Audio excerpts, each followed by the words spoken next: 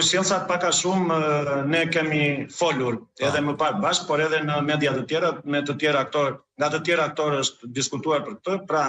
Rama fillimisht pasi kreu reformën territoriale administrative, ai I grumbulloi në njësinë entitete ekonomike më të mëdha ujësielësat. Pastaj në vitin, madje Vlora ka qenë e fundit që ka kaluar në vitin 2023, I grumbulloi në entitete më të mëdha, pra rajonale. Po flasim Vlori, Mars, Selenic, dhe tani ka ndërmend që t'i grumbulloj në një entitet të vetëm dhe t'i komandoj të gjitha I vetë. Po ashtu e njëjta gjë është bërë edhe me ndërmarrjet e pastrimit, për të cilat ai ka thënë që pas dështimit me inceneratorët dhe pasi thotë që Europa s'na lejon më të incenerojmë, ne do fillojmë riciklimin dhe të gjitha bashkitë do bëhen kliente të një shoqërie që ai do krijojë në nivel kombëtar dhe do ta menaxhojë ai. Unë ditë ju them që për pastrimin Bashkia e Vlorës ka arritur këtë vit fondin me rreth 3 milion euro, 3.1 miliard lekë të vjetra, pra nga 4 ka vajt në nivelin e 7.1 miliard lekëve, por cilësia dhe niveli pastrimit në qytetin e Vlorës është ai sa këshilltarët tanë I thanë ose Vlora nuk është pastruar gjatë vitit 2025, ose ju do vidhni këto 3.1 miliard lekë gjatë vitit 2026. Për funksione të tjera, siç ju thash, as që bëhet fjalë për investime, ju I keni parë zjarfiksat e shkret, të cilët në të vërtet janë heronj, sepse përballen në radhë të parë me rrezikun për jetën e tyre, dhe pastaj me të tjera rreziqe. Por asnjë investim nuk parashikohet në buxhetin e Bashkisë Vlorës për vitin 2026, as nga qeveria, as nga bashkia. Madje unë po shikoja për kuriozitet dhe shpenzimet që ka Bashkia Vlorë për rrugët rurale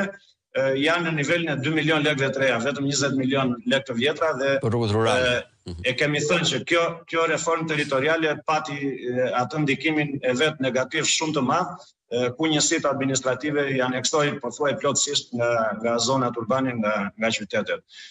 Pra, këto janë disa funksione të përbashkëta dhe ose të deleguara nga qeveria për pushtetin vendor, por që për fat të keq është bërë dhe një kakofoni kompetencash, ashtu se ju thoni, por në fund të fundit pretendimi që shërbimet do ishin më pranë qytetarëve, jo vetëm që s'u realizua, por këto shërbime janë shumë distante, janë shumë të larguara nga qytetarët. Dështoje pranuar tashmë nga qeveria që dështoje reformë territoriale, administrative. Ajo aq e dështuar është sa po ngrihet komisioni për reformën territoriale, pra nuk ka nevojë për të vërtetuar të kundërtën e kësaj, ndërkohë që është folur që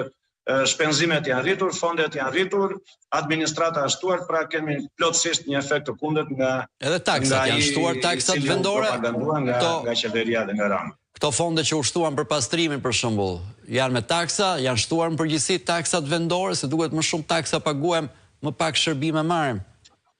Për këtë vit nuk ka pasur një rritje të tarifës së pastrimit, por me shumë gjasa do të rritet taksa e pasurisë së paluajtshme për familjarët, sepse me paketën e re fiskale të miratuar nga Parlamenti, ku bëhet fjalë edhe për ndryshimin në ligjin e taksave vendore, besoj do të ketë një rritje të konsiderueshme të taksës së pasurisë së familjarëve, e cila mblidhet nga ujësielësi,